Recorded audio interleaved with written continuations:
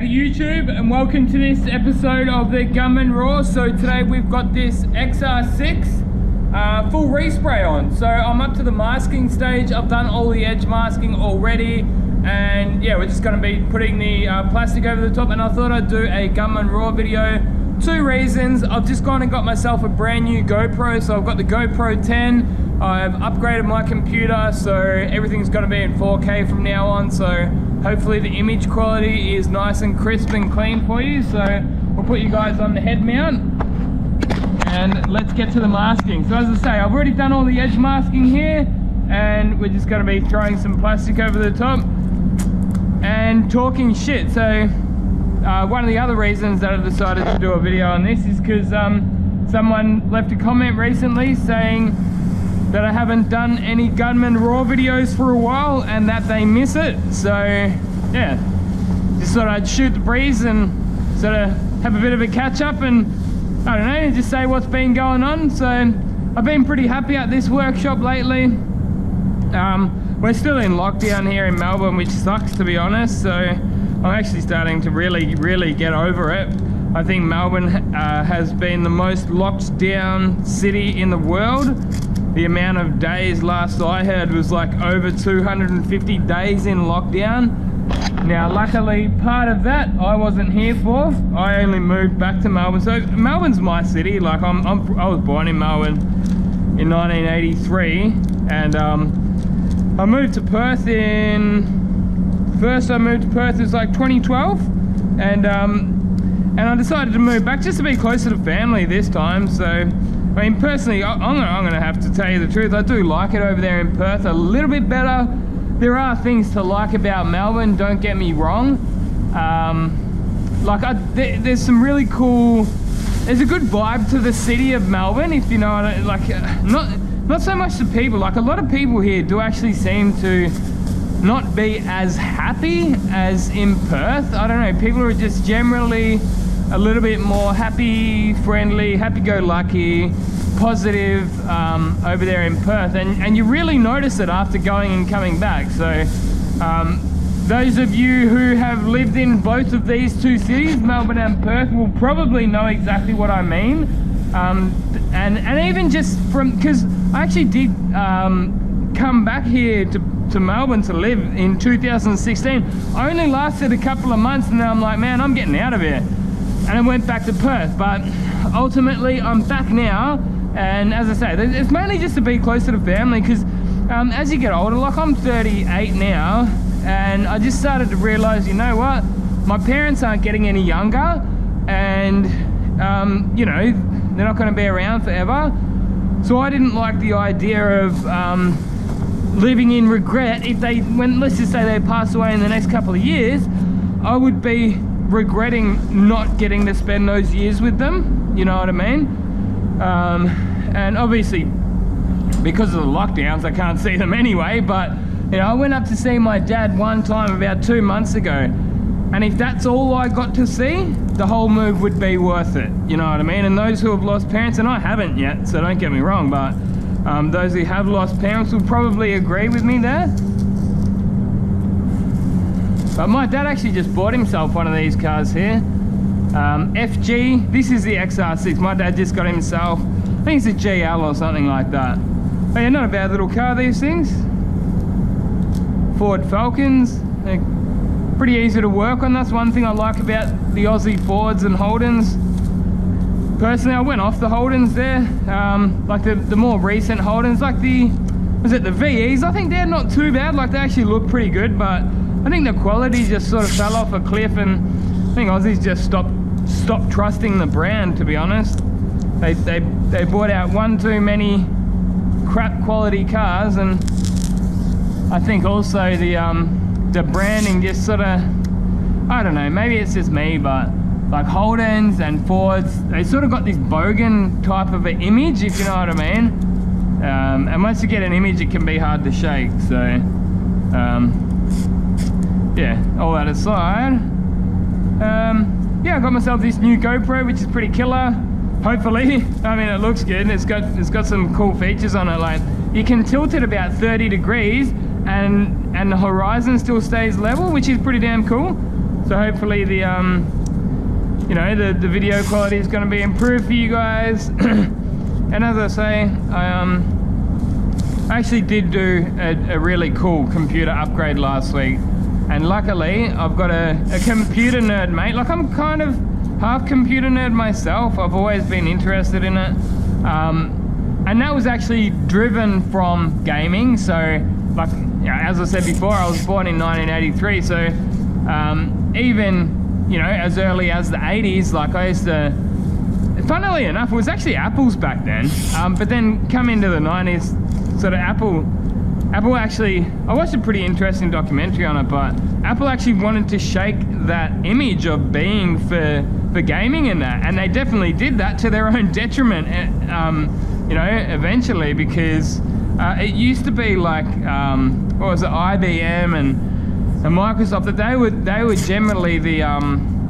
seen as the office, you know, in the office. So that's what Mac wanted. Anyway, I'm rambling now. But my point was going to be that I got good at learning computers, or half good at least, just by wanting to play the games, if you know what I mean. So yeah, like pretty much most of my knowledge stems from the want to play a game. So you just sort of have to learn how the computers run and how to make them work if you want the games to work. So so yeah, like I'm not that bad at computers, but luckily I've got a mate who actually works in IT. He works at like Monash University, and he's at lockdown, so he had a bit of time to flash the BIOS and then do some other couple of things to get my new CPU working, because originally it didn't want to do anything on my motherboard. So all of that aside, I'm left with a really fast computer. I got the NVIDIA 3060 Ti video card and Ryzen 9 5900X CPU. So all up it was like $2,300 or $400 upgrade. But then I actually managed to sell some of the old parts and recoup some of the costs. So that was good. And they sold really fast. So I was pretty impressed with that. The funny thing about my video card, like, you can buy my video card new for like 570 bucks, and I sold my old one secondhand with it didn't even have the box, for 500 bucks within like half an hour of it being on eBay. So I was like, wow, that's pretty cool. And then the CPU, that sold the next day. I put it up on the Saturday and it sold on the Sunday. So it's all good. So it's good for gaming, but also good for editing the 4K, which is, as I say, the main reason that I got it was for doing the editing work. But on the other hand, I did have a bit of a gaming session last night, and it's definitely much faster than my old computer.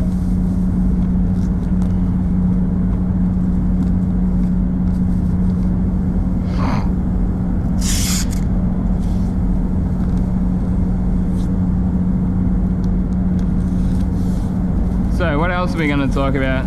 I don't know, leave a comment, let me know what you want to hear me talk about. But yeah, Melbourne's lockdowns. I'm vaccinated. I didn't really have much of a choice. Like, our bosses actually had a chat with us this morning, and I don't even think they want to do it, but they're kind of forced to. Like, the Victorian government has like lost the plot, if you ask me. But basically, boss said, you either get vaccinated or you're going to find somewhere else to work, you know, because they cop $100,000 or $120,000 fine if we're not vaccinated. So yeah, like way over the top, if you ask me. Way over the top. It should be my body, my choice, but I guess I'm not gonna get into all that, you know. I didn't want to get the vaccine at the start, but ultimately I did. It was actually my mum who urged me to get it, you know. She just told me again and again, she's like, come on, I strongly urge you to get it, book yourself in. I've had my first shot, haven't had my second one. I'm fine. I got the AstraZeneca because I don't trust Pfizer. And why would you? I mean, I think in America, like, they're already going for their booster shots And to be honest, I don't pay that much attention to it, so don't take any medical advice from me. I'm definitely not an expert or a professional on the matter, but I just don't trust Pfizer. And yeah, what I was going to say before is I think in the UK, who they had mainly the AstraZeneca vaccine, and I think they've still got protection, whereas America don't. I think some people are concerned about some blood clots for the younger people, but I'm sort of in that in-betweener. I'm like, as I said before, I'm 38 years old, so I got it. And as the nurse that gave it to me, she said, look, most of the people that have actually died from the blood clots, they've ignored the symptoms of blood clotting. So she spent an extra couple of minutes explaining if this, if you start feeling dizzy, start feeling swelling, you know, if you start feeling heavy on your heart, just go into the ER room, and it's better off being safe than sorry. And you know, that's in the 2 weeks following getting vaccinated. But look, I'm glad I did ultimately, and you know, as I say, like I totally understand any hesitancy or, you know, mistrusting of the whole system, you know, because we get lied to all the time by our politicians, and trust the science is like a buzzword these days, isn't it? You would never have thought that, you know, science would be a buzzword, but it is. Yeah, I mean, like you listen to people like Joe Biden. So last year he was going around saying, "Oh, you're gonna go and put some experimental vaccine in your arm? I'm sure not." You know, and then this year he's making vaccine mandates, and it's like, geez, man. Yeah, as I say, like how are we meant to trust that kind of a person? And no doubt it happens on the other side. But look, I'm a conservative, so at the end of the day, like we all live in our own little echo chambers. But I do try to listen to things from both sides, you know, and make a rounded opinion, you know. But yeah, that's where we're at. It was actually good to see a few Aussies get into the city and start doing their protests and that. But as I said, I'm from Melbourne. I think New South Wales, they had a pretty long lockdown, but I think they've actually just came out of it as of like yesterday or something, so that's good. And hopefully Victoria's not going to be too far behind. I think it's like the 11th today, and I think they're talking like the 26th or something like that when we'll start opening. But look, as I say, like I'm no expert on that, but I've been skeptical on this whole thing from the very start, and I don't know why. Like once we found out that it was obese people and the elderly that are disproportionately affected by the virus, like why can't we just protect the vulnerable? You know what I mean? Like I don't see why we can't do that. Rather than everyone having to stay at home, why can't the vulnerable parts of the community stay home while we get out there and live our lives if we want? But if you don't want to, like you're welcome to stay home. Like that just makes sense to me. And the fact that your government health system is overloaded, that's not my problem. You know, we've had a vaccine for a year. You thought that you were living in some bloody fantasy land that you'd be able to keep the virus out, so you didn't even urge any of your population to get vaccinated for a whole year. Now you're mandating it. You know, they just lost it. And then like Dan Andrews, who's our premier, which is a leader of the state, for those who don't know, I think it's like an American equivalent to a governor, what they would call a governor over there. He was caught walking around outside without a mask, and it's like, mate, you know, you're meant to be leading us and you're breaking your own rules. But at least he did get a fine, and that's yeah, at least one good thing. I see too much of the old rules for thee but not for me, you know, especially in America. Like their political class is so damn corrupt, man, and that's both sides, all sides really. But yeah, it's like the old saying, like you might not care about politics, but it cares about you. I don't know, that's actually what I do most of the time. These days, like I'll actually listen to podcasts and that. So I've got these killer set of, they're actually ear muffs, but they've got Bluetooth in them. So I've got my YouTube premium subscription, which is good. So in the morning, I'll just download, I don't know, 10 or 15 episodes of my favorite podcasts and then listen to that when I'm working. Yeah, it's all good. I don't know, a couple of my favorite podcasts are Lex Friedman. He is the best. I used to listen to Joe Rogan, obviously, until he left YouTube, and I don't know, I can't be bothered with Spotify.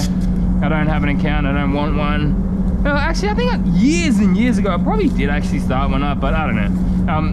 YouTube's got everything that Spotify's got anyway, so I don't see the need to either listen to their stupid ads or pay a premium subscription when I got YouTube.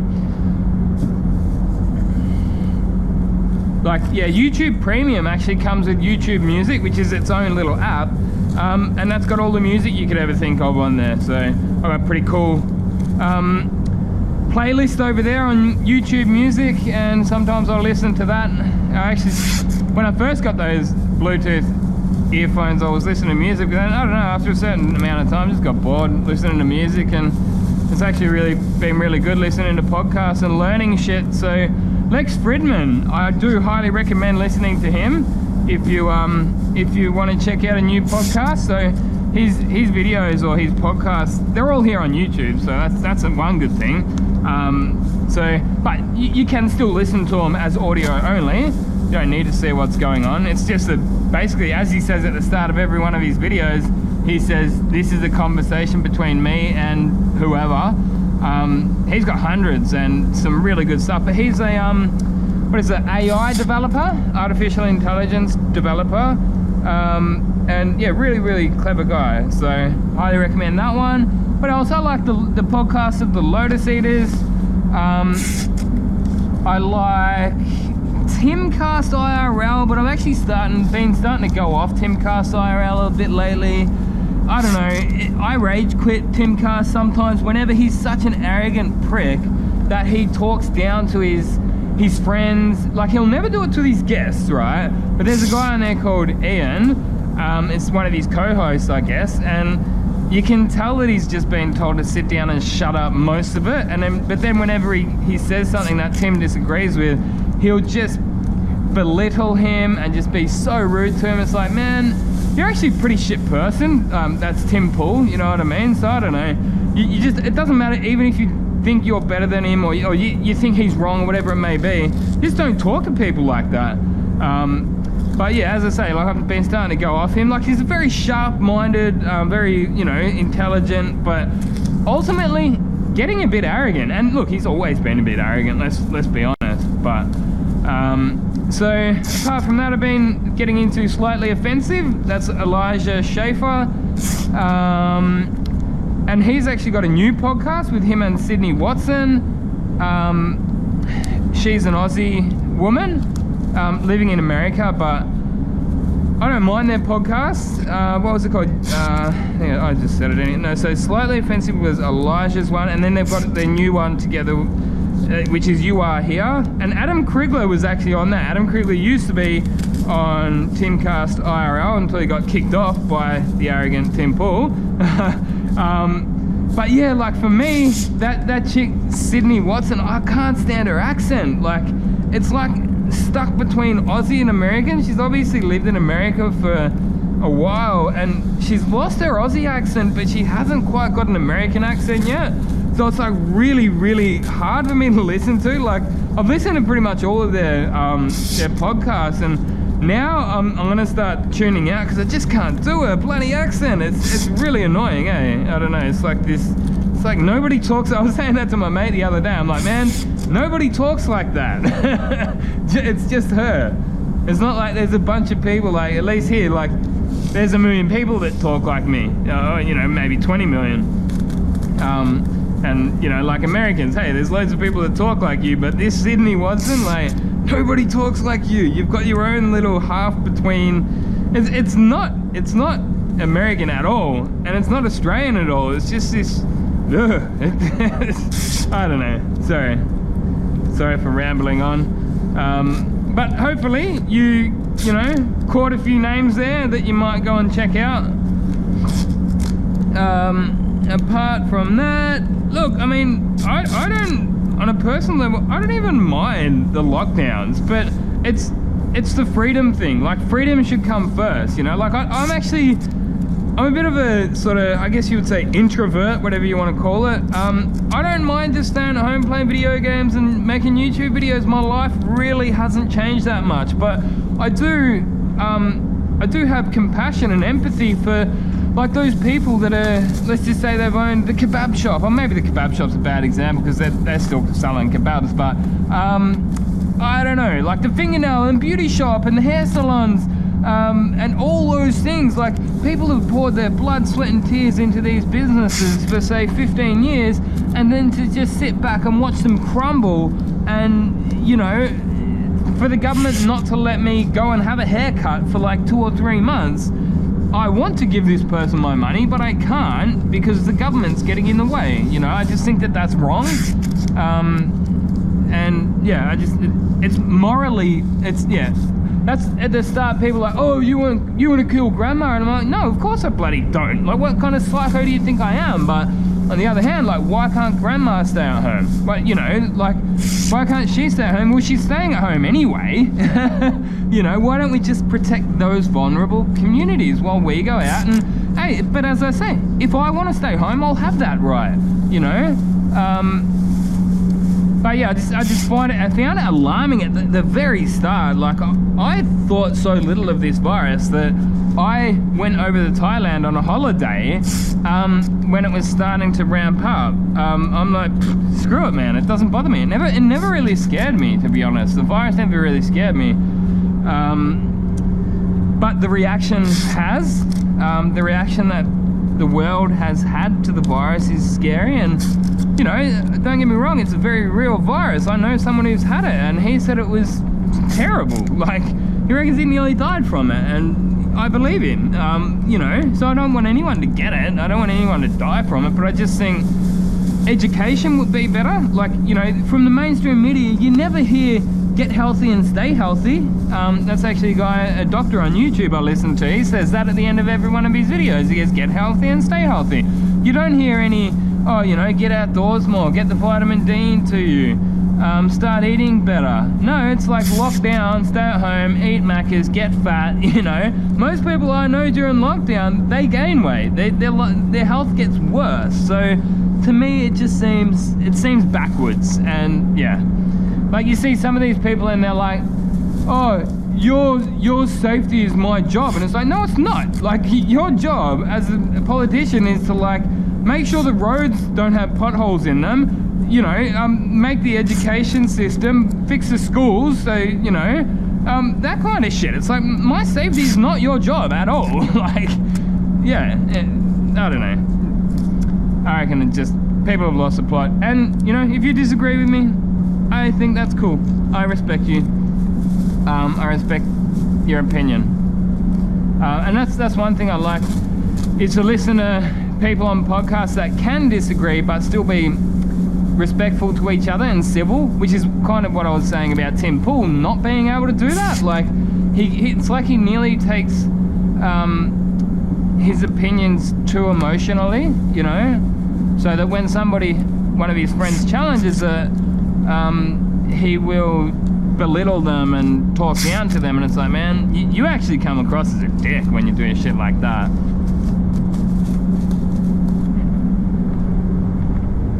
So let's go Brandon, hey? Well, thanks for listening to my rant anyway. It's Monday, so Monday morning as of recording this. It's not quite lunchtime yet.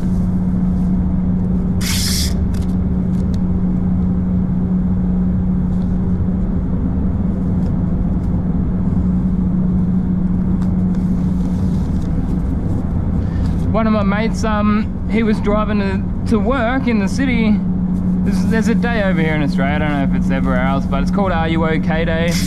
Supposedly you're meant to, you know, ask your mate if they're okay. And just as, you know, to show that simple asking someone if they're okay can sort of, I think it's about depression and shit like that. But anyway, on that day, he was driving to work in the city and he saw somebody hanging from a bridge. I guess being YouTube, I don't want to elaborate too much further, but I'm sure you fill in the blanks, paint the rest of the picture.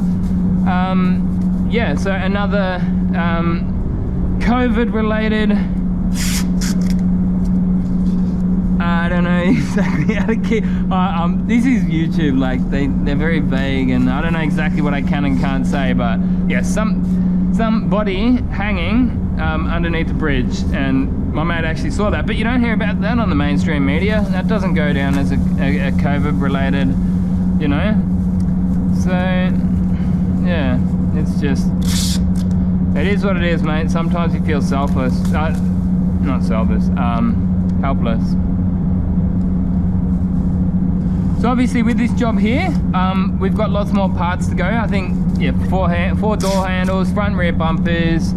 I've got 2 sill covers. There's like boot lid and bonnet garnishes, and yeah, all that stuff. But I'm going to do that tomorrow. Prep and hopefully get it all painted tomorrow. But we're actually a little bit quiet out there at the moment, so yeah, that's not going to stop me from getting it done as fast as I can. Now this job here, as I say, it's Monday today. I started on this job lunchtime on Thursday. I actually primed the whole job myself. So primed it on Thursday, and then Friday got it all prepped up and set up here in the booth. I didn't actually start any of the masking on the Friday, started all of that today. I've mixed up the color already. I did do a spray out. Look, this is a strange thing about PPG, like, and I know some people are gonna say, oh no, you can use the wet on wet, but it doesn't sand as well as the normal primer. But it's the strange thing being the color of the primer. Like, I don't know, it just seems so old hat, old school. Like I haven't used like the wrong colored shaded primer on a dark color car. Like I've never used like a white on a dark colored car since coming to here, like before coming here, for a long time. It just seems backwards and just weird that they don't have a proper sandable primer that's black or dark gray, and then a light gray and then a white, you know. It's just, I don't know, PPG is definitely not my favorite paint system, don't get me wrong, but you know, I seen this is actually an old friend of mine. I wouldn't call him a friend anymore, but he was saying, I would never work at a shop that didn't use Spies High Tech, which is the same as Stando Blue. And don't get me wrong, it's an awesome system. It's my favorite system I've ever used, the best water system ever, right? But he's like, oh, I would never work at a shop that doesn't use that. And the way I see it, man, it's like you lock yourself out of potentially a lot of good shops, you know, the shop that could be the one for you, you know, but because you don't want to use the paint system, you've locked yourself out. And as I say about this shop here, like, sure, not my favorite paint system, but it's what they use, and I want to work here, so I'm going to use it.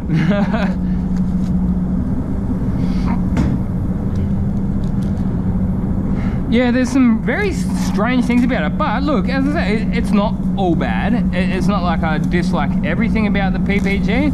There's actually some very strong points about it. One of my favorite things about it is the wet on wet primer. I would happily use wet on wet primer on this whole car here.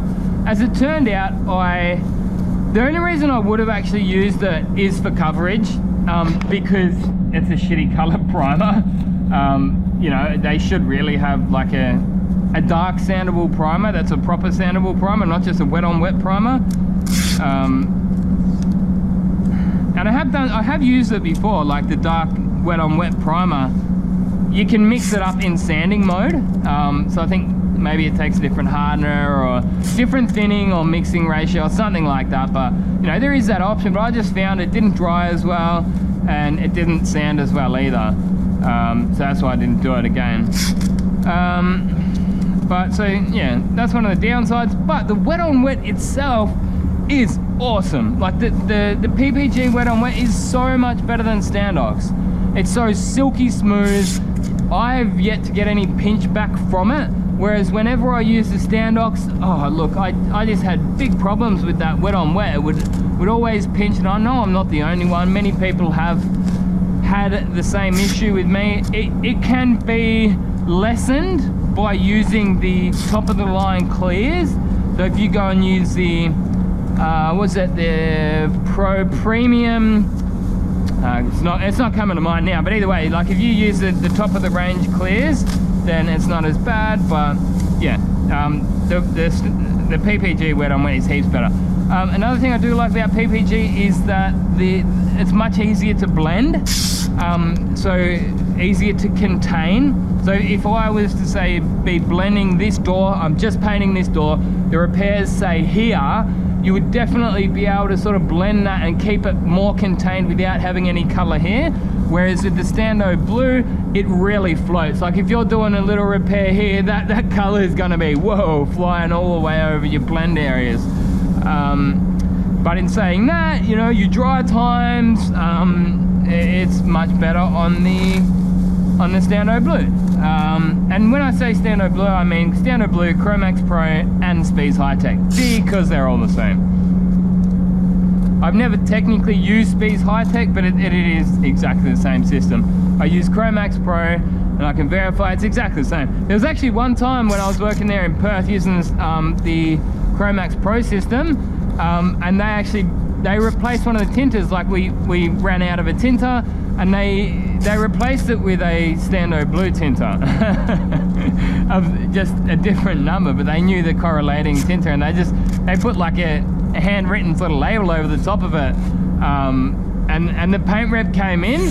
The paint rep from Axalta came in, and he was there at the same time as the supplier was there, and he's like, man, you can't do that. So yeah, it is literally exactly the same stuff with a different label on it. And same thing with the computer system. Same computer system with a different skin over it. It just it's got Standox up in the corner instead of Spies or Chromax. So yeah, I like the easy sort of one visit system of Standox. You just go in there, put your 1.5 coats on, you're done. Wet coat, drop coat, coverage in no time, dry it, done. And I found that the jobs actually came up a little bit cleaner. I think it's partly because you're putting it all down so wet, so you're not getting any sort of like metallic particles sitting up on top of each other. But in saying that, it's not like I get, you know, all dirty jobs here. It's not like it's all bad or anything, but yeah, no, it's all good. I'm happy. Generally in life, you know, I'm actually a pretty happy-go-lucky type person, you know, like that's actually one thing I do like about what Tim Pool says. He's like, man, if society collapsed or whatever, I could happily just take my fishing rod, go down near the river, and, you know, just live off the land type thing. And I like that sentiment. I mean, I grew up in, you know, not a very rich family. You know, we were never very rich, so it doesn't take much to keep me happy, if you know what I mean. Like, yeah, pretty easy to please, I guess. I could live off the land and, you know, just do my own thing like a hermit in a cabin.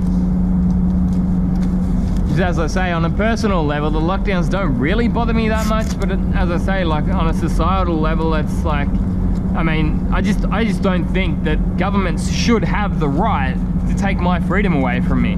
They shouldn't have the right to say, you're not allowed to go down to Target or whatever. They shouldn't have the right to do that. It's wrong. I mean, the one thing I miss is I like my Japanese ramen or ramen, whatever you call it.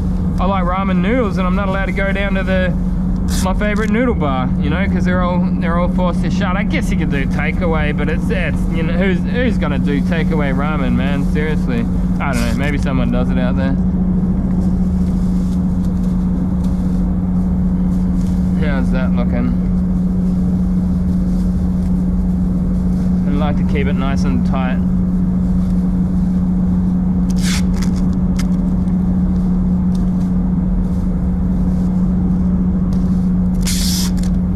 I'm probably going to have to cut this video off soon because it's getting a little bit long.